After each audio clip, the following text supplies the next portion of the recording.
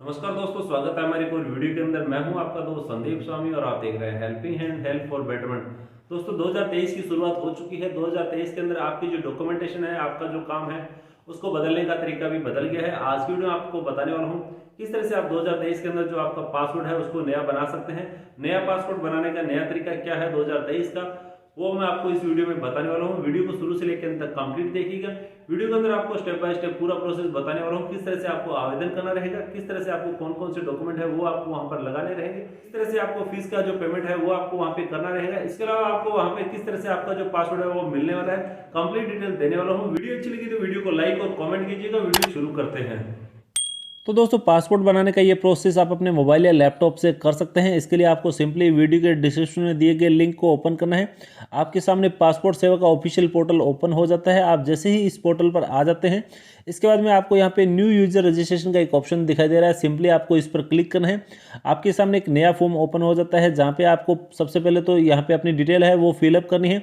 यहाँ पर आपको रजिस्ट्रेशन फॉर अप्लाई के ऑप्शन पे पासपोर्ट ऑफिस को सिलेक्ट करना है। उसके बाद में आपको नीचे पासपोर्ट ऑफिस के ऑप्शन पे क्लिक करना है। आपको यहाँ पे बहुत सारे सिटी के ऑप्शन देखने को मिल जाते हैं। आप अपने नज़दीक की सिटी को आप यहाँ पर सेलेक्ट कर देंगे। जैसे ही आप यहाँ पे पासपोर्ट ऑफिस को सेलेक्ट कर देते हैं, उसके बाद में आपको नीचे आ जाना है। नीचे गिवन नेम के ऑप्शन पे आपको आपका जो नाम है वो यहाँ पे एंटर करना है। नाम आपको किस तरह से एंटर करना है, सबसे पहले आपका यहाँ पे फर्स्ट नेम आपको यहाँ पे एंटर करना है। उसके बाद में आपका जो मिडिल नेम अगर आपका है तो आप यहाँ पे मिडिल नेम आपका यहाँ पे एंटर करेंगे।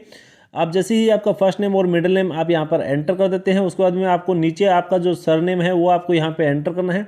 सरनेम एंटर करने के बाद में आपको यहाँ पे कैलेंडर के ऑप्शन पे क्लिक करना है। आपकी जो डेट ऑफ बर्थ है वो आपको यहाँ पे एंटर करनी है। डेट ऑफ बर्थ एंटर करने के बाद में आपको नीचे आपकी जो ईमेल आईडी है वो आपको यहाँ पे एंटर करनी है। ईमेल आईडी आप जो भी आप काम में लेते हैं वो ईमेल आईडी आप यहाँ पर एंटर कर सकते हैं। उसके बाद में आपसे पूछा जाता है कि आप जो अपनी ईमेल आईडी यहाँ पे एंटर कर रहे हैं उसको आपकी लॉगिन आईडी के रूप में अगर आप यूज़ करना चाहते हैं तो आपको यहाँ पे यस के ऑप्शन पे क्लिक करना है। अगर नहीं करना चाहते हैं तो आप इसको नो रहने देंगे। जैसे ही आप यहाँ पे यस के ऑप्शन पे क्लिक करते हैं, लॉगिन आईडी के अंदर आपकी जो ईमेल आईडी है वो आ जाती है। इसको आपको यहाँ पे चेक कर लेना है अवेलेबल है या नहीं है। आप जैसे ही चेक अवेलेबिलिटी के ऑप्शन पे क्लिक करते हैं, आपको यहाँ पे लॉगिन आईडी इज अवेलेबल और नॉट अवेलेबल का ऑप्शन आपको देखने को मिल जाते हैं। उसके बाद में आपको यहाँ पे एक पासवर्ड है वो सेट करना रहेगा। कंफर्म पासवर्ड के ऑप्शन पे वापस से सेम पासवर्ड आपको यहाँ पे एंटर करना है। हिंट क्वेश्चन के अंदर कोई भी एक क्वेश्चन आपको यहाँ पे एंटर करना है। उसके बाद में उसका जो आंसर है आपके अकॉर्डिंग यहाँ पे रखना है। ये क्वेश्चन इसलिए रखा जाता है कि अगर आप पासवर्ड भूल जाए तो पासवर्ड को रीसेट करने के लिए ये क्वेश्चन आपको यहाँ पे आंसर करना रहेगा। उसके बाद में आपका नीचे जो कैप्चा कोड दिया गया है, कैप्चा कोड आपको यहाँ पे एंटर करना है। रजिस्टर के ऑप्शन पे क्लिक कर देना है। जैसे ही आप डिटेल एंटर करके रजिस्टर के ऑप्शन पे क्लिक करते हैं, आपकी ईमेल आईडी पे एक लिंक जाता है जिसको आपको यहाँ पे वेरीफाई करना रहेगा। ईमेल आईडी पे दिए गए लिंक को आप जैसे ही कंफर्म कर देते हैं, उसके बाद में आपको वापस से इसी पोर्टल पर आ जाना है। यहाँ पर आने के बाद में एग्जिस्टिंग यूजर लॉगिन के ऑप्शन पे आपको यहाँ पर क्लिक करना है। जैसे ही यूजर लॉगिन के ऑप्शन पे आप क्लिक करते हैं, आपकी जो लॉगिन आईडी है, आपका जो ईमेल आईडी है वो आपको यहाँ पे एंटर करनी है।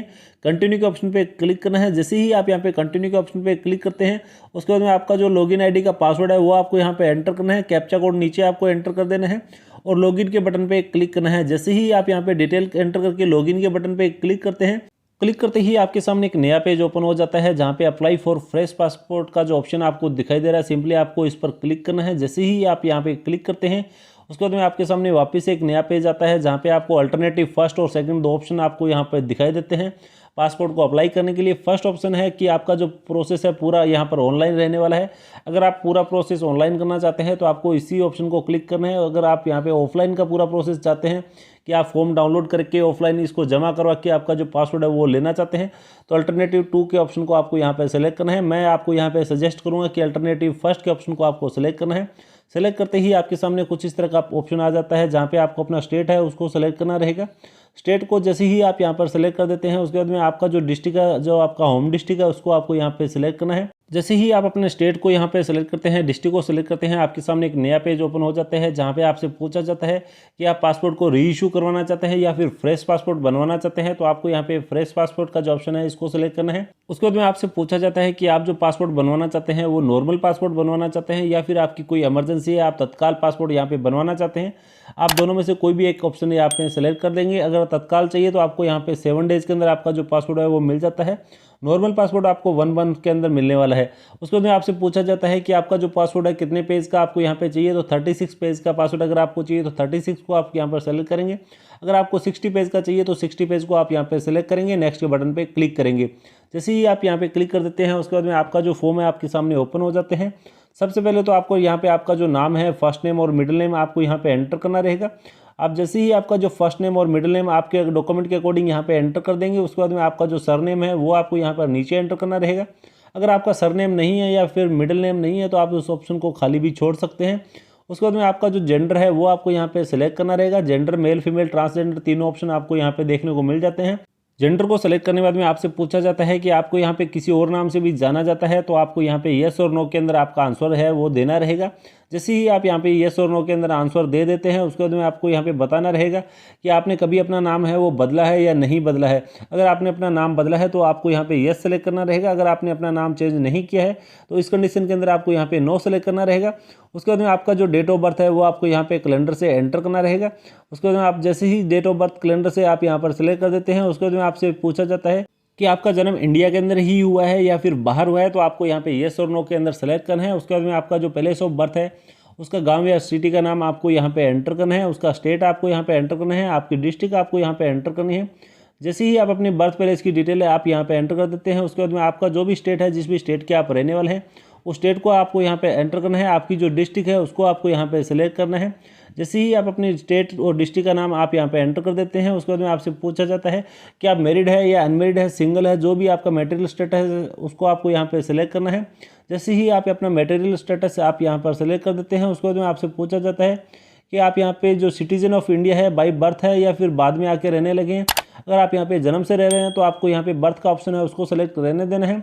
उसके बाद में आपका जो पैन कार्ड नंबर है वो आपको यहाँ पे एंटर करना है। अगर पैन कार्ड नंबर नहीं है तो आप इसको खाली भी छोड़ सकते हैं। इसके बाद में आपका जो वोटर आईडी कार्ड नंबर है वो आपको यहाँ पे एंटर करना है। अगर नहीं है तो वो भी आप यहाँ पर खाली छोड़ सकते हैं। इसके बाद में आपका जो एम्प्लॉयमेंट स्टेटस है वो आपको यहाँ पे बताना रहेगा। एम्प्लॉयमेंट टाइप के ऑप्शन पे आपको क्लिक करना है। आपको यहाँ पे बहुत सारी कैटेगरी है वो देखने को मिल जाती है, गवर्नमेंट, प्राइवेट, बिजनेस, स्टूडेंट, जो भी आपकी कंडीशन के अकॉर्डिंग है वो आप यहाँ पे एंटर कर देंगे। उसको आपको यहाँ पे सिलेक्ट कर देना है। उसके बाद में आपसे पूछा जाता है कि आपकी फैमिली के अंदर कोई भी मदर फादर है वो गवर्नमेंट सर्वेंट है, तो आपको यहाँ पे येस और नो के अंदर आंसर करना रहेगा। अगर कोई भी फैमिली मेंबर है गवर्नमेंट सर्वेंट है तो आपको यहाँ पे येस करना है। अगर नहीं है तो इस कंडीशन के अंदर आपको यहाँ पे नो रखना है। उसके बाद में आपका जो एजुकेशन क्वालिफिकेशन है, आपकी कितनी स्टडी की हुई है उसकी डिटेल आपको यहाँ पे एंटर करनी है। सेलेक्ट के ऑप्शन पे क्लिक करना है। जैसे ही आप यहाँ पे सेलेक्ट के ऑप्शन पे क्लिक करते हैं आपको यहाँ पे 4 कैटेगरी है वो देखने को मिल जाती है। आप जिस भी कैटेगरी के अकॉर्डिंग आपका क्वालिफिकेशन है उस कैटेगरी को आपको यहाँ पे सेलेक्ट कर देना है। उसके बाद में आपको नीचे आना है। नीचे आने के बाद में आपसे पूछा जाता है कि is applicable eligible for non ECR category, मतलब है कि अगर आप यहाँ पे 10th पास का सर्टिफिकेट अगर आपके पास है तो आप नॉन ECR कैटेगरी के अंदर आते हैं। अगर आपके पास 10th का सर्टिफिकेट नहीं है, आप 10th तक पढ़ाई नहीं करे हैं, तो इस कंडीशन के अंदर आपको यहाँ पे नो के ऑप्शन को सेलेक्ट करना है। आप यहाँ पे अगर 10th पास किए हुए हैं तो आप यहाँ पे नो ECR कैटेगरी के अंदर आते हैं। तो आपकी कंडीशन के अकॉर्डिंग आपको यहाँ पे येस और नो के अंदर आंसर करना है। अगर आप यहाँ पे 10th पास है तो आपको यहाँ पे येस रखना है। अगर आप 10th पास नहीं है, 10th तक स्टडी आपने नहीं की है, तो इस कंडीशन के अंदर आपको यहाँ पे नो कर देना है। उसके बाद में नीचे आपसे पूछा जाता है कि आपका जो 12 डिजिट का आधार कार्ड नंबर है वो आपको यहाँ पे एंटर करना है। अगर आपके पास आधार कार्ड नंबर नहीं है इस कंडीशन के अंदर भी आप इस ऑप्शन को खाली छोड़ सकते हैं। उसके बाद में आपको नीचे आना है। आई एग्री के ऑप्शन पे आपको येस के ऑप्शन पे क्लिक करना है और नेक्स्ट के बटन पे क्लिक कर देना है। जैसे ही आप यहाँ पे डिटेल एंटर करके आई एग्री के ऑप्शन पे क्लिक करते हैं, नेक्स्ट के बटन पे क्लिक कर देते हैं, आपके सामने नया पेज ओपन हो जाता है जहाँ पे आपको अपनी फैमिली की डिटेल है वो एंटर करनी रहेगी। फैमिली की डिटेल के अंदर सबसे पहले तो आपका जो फादर का नाम है वो आपको यहाँ पे एंटर करना है। फादर के नाम का फर्स्ट नेम और मिडिल नेम आपको यहाँ पे एंटर करना रहेगा। उसके बाद में आपको फादर के नाम का सरनेम है वो आपको यहाँ पे एंटर करना है। सरनेम अगर नहीं है तो इस कंडीशन के अंदर इस ऑप्शन को आप यहाँ पे खाली छोड़ सकते हैं। उसके बाद में आपकी जो मदर का नाम है वो आपको यहाँ पे एंटर करना है, first name and middle name. अगर फर्स्ट नेम है, मिडिल नेम नहीं है तो खाली छोड़ सकते हैं। सरनेम के ऑप्शन पे आपकी मदर का सरनेम आपको यहाँ पे एंटर करना है। अगर सरनेम नहीं है तो इस कंडीशन के अंदर इस ऑप्शन को आप यहाँ पे खाली छोड़ सकते हैं। इसके बाद में आपके लीगल गार्जियन है उनकी डिटेल आपको यहाँ पे एंटर करनी है। अगर कोई लीगल गार्जियन अगर आपका है तो इसकी डिटेल आप यहाँ पे एंटर कर सकते हैं, अदरवाइज इसको भी आप यहाँ पे खाली छोड़ सकते हैं। इसके बाद में आपसे यहाँ पे पूछा जाता है कि अगर आप यहाँ पे माइनर कैटेगरी के अंदर आते हैं तो आपको ये डिटेल आपकी यहाँ पे एंटर करनी है। आपके जैसे फादर का पासपोर्ट नंबर आपको यहाँ पे एंटर करना है, मदर का पासपोर्ट नंबर आपको यहाँ पे एंटर करना है। उसके बाद में आपको यहाँ पे नेक्स्ट बटन पे क्लिक कर देना है। जैसे ही आप यहाँ पे नेक्स्ट बटन पे क्लिक करते हैं आपके प्रेजेंट रेजिडेंशियल एड्रेस की डिटेल आपको यहाँ पे एंटर करनी है। सबसे पहले आपसे पूछा जाता है कि आप यहाँ पे इंडिया से बाहर तो नहीं रह रहे हैं। अगर यहाँ पे इंडिया से बाहर आप रह रहे हैं तो इस कंडीशन के अंदर आपको यहाँ पे ये सेलेक्ट करना है। अगर आप इंडिया के अंदर रह रहे हैं तो आपको यहाँ पे नो सेलेक्ट रहने देना है। इसके बाद में आपका जो घर का पूरा एड्रेस है वो आपको यहाँ पे एंटर करना है 48 कैरेक्टर के अंदर। आपका हाउस नंबर है, आपका कॉलोनी का नाम है वो आपको यहाँ पे एंटर करना है। उसके बाद में आपका विलेज का नाम आपको नीचे एंटर करना है, सिटी का नाम आपको यहाँ पे एंटर करना है, स्टेट और डिस्ट्रिक्ट आपका यहाँ पे ऑटोमेटिकली सेलेक्ट हो चुका है। इसके बाद में आपका जो नियरेस्ट पुलिस स्टेशन है उसकी डिटेल आपको यहाँ पे एंटर करनी रहेगी। यहाँ पे मैं आपको बता दूं कि आपका यहाँ पे पुलिस वेरिफिकेशन है वो होने वाला है पासपोर्ट के लिए। उसके बाद में आपका जो पिन कोड नंबर है वो आपको यहाँ पे एंटर करना है। पिन कोड नंबर एंटर करने के बाद में आपका जो मोबाइल नंबर है वो आप यहाँ पे एंटर कर सकते हैं। उसके बाद में अगर आपके पास टेलीफोन नंबर है तो वो भी आप यहाँ पे एंटर कर सकते हैं। आपका ईमेल आईडी आपको यहाँ पे एंटर करना है। उसके बाद में आपसे पूछा जाता है कि आपका कोई और एड्रेस है जहाँ पे आप परमानेंट रूप से रह रहे हैं।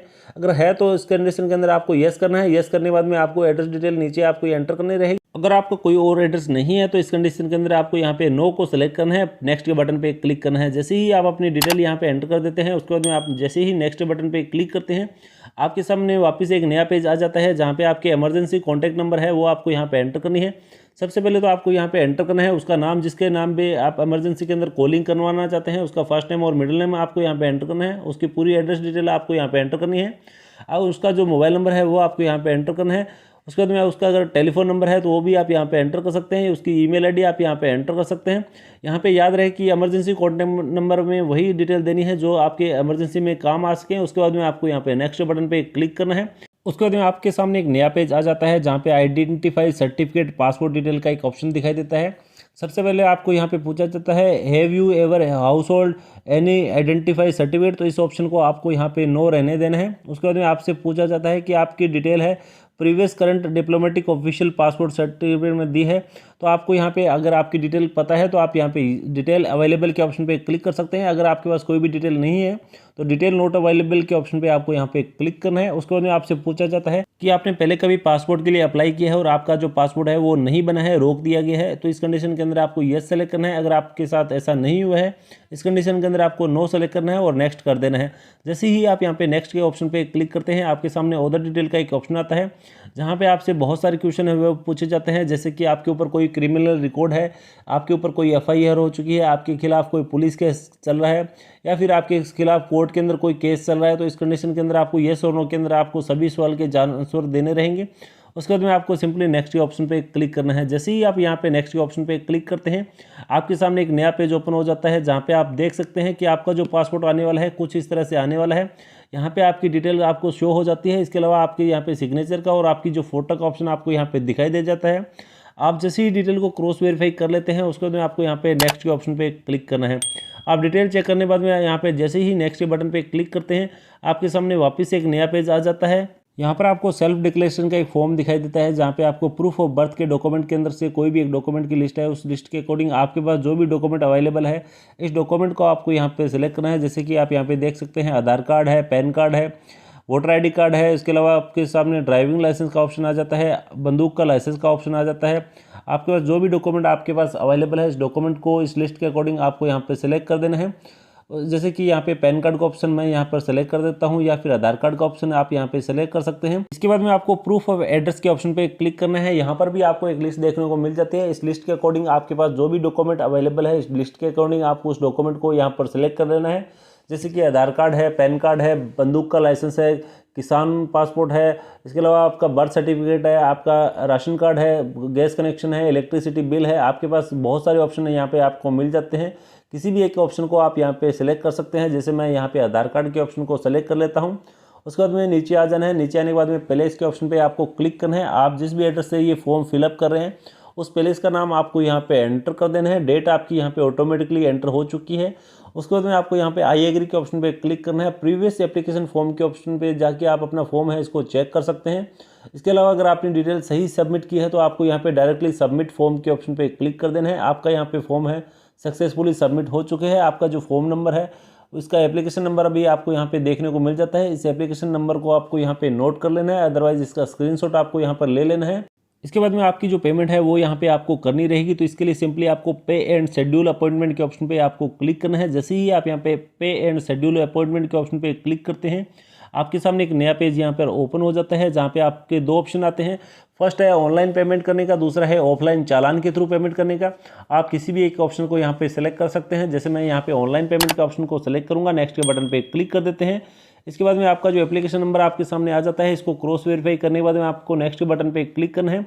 उसके बाद में आपके सामने यहाँ पे पासपोर्ट ऑफिस के ऑप्शन नंबर आ जाते हैं, जहाँ पे आपको पासपोर्ट ऑफिस को सेलेक्ट करना है, जहाँ पे भी आपको वेरिफिकेशन करना रहेगा। तो आप इस लिस्ट के अकॉर्डिंग कोई सी भी एक पासपोर्ट ऑफिस को यहाँ पे सेलेक्ट कर लेंगे। उसके बाद में आपको यहाँ पे नीचे आ जाना है, कैप्चा कोड यहाँ पे एंटर कर देना है, नेक्स्ट बटन पे क्लिक करना है। जैसे ही आप यहाँ पे पासपोर्ट ऑफिस को सेलेक्ट करके नेक्स्ट बटन पे क्लिक करते हैं, आपके सामने यहाँ पे पेमेंट का ऑप्शन आ जाता है। आप यहाँ पे देख सकते हैं आपका नाम आपको यहाँ पे देखने को मिल जाता है। इसके अलावा आपकी यहाँ पे टोटल फीस कितनी लगने वाली है, 1000 रुपये की आपकी यहाँ पे टोटल फीस है वो लगने वाली है। आप यहाँ पे पेमेंट है वो कर सकते हैं। इसके अलावा आपको यहाँ पे कौन सी डेट का अपॉइंटमेंट मिला है वो डेट भी आपको यहाँ पे देखने को मिल जाती है। इस डेट को आप यहाँ पे नीचे कैलेंडर के हिसाब से आप यहाँ पे इसको चेंज भी कर सकते हैं। डिटेल को चेक करने के बाद में और अपॉइंटमेंट की डेट है उसको फिक्स करने के बाद में आपको यहाँ पे पे एंड बुक अपॉइंटमेंट के ऑप्शन पे आपको यहाँ पे क्लिक करना है। उसके बाद में आपके सामने एक नया पॉपअप आता है, जहाँ पे ओके आई अंडरस्टूड के ऑप्शन पे आपको यहाँ पे क्लिक करना रहेगा। इसके बाद में आपके सामने एक नया पेज आ जाता है, जहाँ पे आपको बैंकिंग के ऑप्शन है वो देखने को मिल जाते हैं। सबसे पहले आपको यहाँ पे SBI की नेट बैंकिंग, अदर बैंक की net banking, UPI, debit card, credit card का ऑप्शन मिल जाता है। किसी भी एक ऑप्शन को यहाँ पे सेलेक्ट करना है, कन्फर्म के बटन पे क्लिक करना है। जिस भी पेमेंट मोड को आपने यहाँ पे सेलेक्ट किया है उस पेमेंट मोड से आपकी पेमेंट है वो आपको यहाँ पे सक्सेसफुली कंप्लीट कर देनी है। उसके बाद में आपके सामने इस तरह का एक पेज आ जाता है। यहाँ पर आपको व्यू सबमिटेड एप्लीकेशन के ऑप्शन पे क्लिक करना है। यहाँ से आपका फॉर्म है उसको यहाँ पर सेलेक्ट कर देना है। सेलेक्ट करने के बाद में आपको नीचे आपका जो एप्लीकेशन फॉर्म है उसको आप यहाँ पे प्रिंट भी कर सकते हैं। आपने जो भी डॉक्यूमेंट को यहाँ पे सेलेक्ट किया उसको यहाँ पे अपलोड भी कर सकते हैं। अगर यहाँ पे डॉक्यूमेंट को अपलोड नहीं भी करते हैं तो भी आपका यहाँ पे कोई भी इशू है वो नहीं होने वाला है, क्योंकि आप जब पासपोर्ट के वेरिफिकेशन के लिए जाते हैं पासपोर्ट ऑफिस तो आपको वहाँ पे ओरिजिनल डॉक्यूमेंट ही सबमिट करने रहेंगे। आप यहाँ पे चाहो तो अपलोड कर सकते हैं, नहीं करोगे तो भी कोई इशू है वो नहीं होने वाला है। अगर आप यहाँ पे अपलोड कर देते हैं तो आपने जो भी डॉक्यूमेंट को सिलेक्ट किया है वो यहाँ पे अपलोड कर सकते हैं। अगर नहीं करते हैं तो आपको यहाँ पे प्रिंट एप्लीकेशन स्टेटस के ऑप्शन पे आपका जो एप्लीकेशन है इसको आप यहाँ पे प्रिंट भी कर सकते हैं। जैसे ही आप यहाँ पे प्रिंट एप्लीकेशन स्टेटस के ऑप्शन पे क्लिक करते हैं, आपका जो एप्लीकेशन नंबर है, आपकी एप्लीकेशन की डिटेल है वो आपके सामने यहाँ पर आ जाती है। पेड और नॉन पेड आपको यहाँ पे देखने को मिल जाता है। अपॉइंटमेंट की डिटेल भी आपको यहाँ पे नीचे है वो देखने को मिल जाती है। इसको आप यहाँ पे प्रिंट करें तो भी कोई दिक्कत नहीं है, अगर नहीं करते हैं तो भी चल जाता है। आपका काम यहाँ पे बिना एप्लीकेशन फॉर्म के होने वाला है। जैसे ही आप यहाँ पे प्रिंट एप्लीकेशन रिसिप्ट के ऑप्शन पे क्लिक करते हैं, आपके सामने एक पॉपअप आता है जहाँ पे आपका क्लियरली मेंशन होता है कि अगर आपने यहाँ पे अपॉइंटमेंट आपका मिल जाता है तो आपको यहाँ पे इसकी फॉर्म की कोई भी रिक्वायरमेंट नहीं है। आपका जो रिसिप्ट है, आपका जो मैसेज है वो आपके मोबाइल पे आ जाता है, जो कि आपको पासपोर्ट ऑफिस के अंदर आपको यहाँ पर दिखाना रहेगा। तो सिंपली आपको इस ऑप्शन को ओके कर देना है, आपको यहाँ पे प्रिंट करने की ज़रूरत नहीं है। अगर फिर भी आप प्रिंट कर लेते हैं तो कोई भी इशू है इसका नहीं होने वाला है। प्रिंट करने के बाद में आपको सिंपली क्या करना है, आपने जो भी डिटेल है, जिस भी डेट को आपने अपॉइंटमेंट किया है उस डेट को आपको पासपोर्ट सेवा केंद्र है, जो भी पासपोर्ट ऑफिस आपने सेलेक्ट किया है वहाँ पे आपको विजिट करना रहेगा। आपके ओरिजिनल डॉक्यूमेंट के साथ में आपको वहाँ पे जाना रहेगा। पासपोर्ट ऑफिस के अंदर आपके फोटो सिग्नेचर को कैप्चर किया जाएगा। उसके बाद में आपका जो पासपोर्ट है वो वहाँ से बनने का प्रोसेस आगे वेरीफाई हो जाएगा। उसके बाद में आपका जो पुलिस वेरिफिकेशन है वो होना पेंडिंग रहेगा, जो कि आपके नियरेस्ट पुलिस स्टेशन के अंदर आपका होने वाला है। पुलिस वेरिफिकेशन कंप्लीट होने के 7 डेज बाद ही आपका जो पासवर्ड है वो आपको यहाँ पर मिल जाता है। कई बार किसी कारणवश से आपका पासवर्ड है थोड़ा डिले हो सकता है, पर हाईएस्ट आपका जो 7 से 15 दिन का टाइम है वो उसके अंदर आपका लगने वाला है। तो आप यहाँ पे पुलिस वेरिफिकेशन होने के बाद में आपका पासवर्ड है वो 7 से 10 दिन के अंदर है वो आप रिसीव कर सकते हैं। इस तरह से आप घर बैठे आपका जो पासवर्ड है वो नया तरीके से आप यहाँ पर बना सकते हैं। पासपोर्ट बनाने का ये प्रोसेस आपको कैसा लगा हमें कमेंट करके जरूर बताइएगा। वीडियो को लाइक कीजिएगा, अपने फैमिली और फ्रेंड्स में शेयर कीजिएगा। इसके अलावा अगर आपने अब तक हमारे चैनल को सब्सक्राइब नहीं किया है तो प्लीज चैनल को सब्सक्राइब कीजिए, बेल नोटिफिकेशन को प्रेस कीजिए ताकि हमारे आने वाले इंफॉर्मेटिव वीडियो आप तक पहुंच सके। मिलते हैं नेक्स्ट वीडियो के अंदर, तब तक के लिए जय हिंद, जय भारत।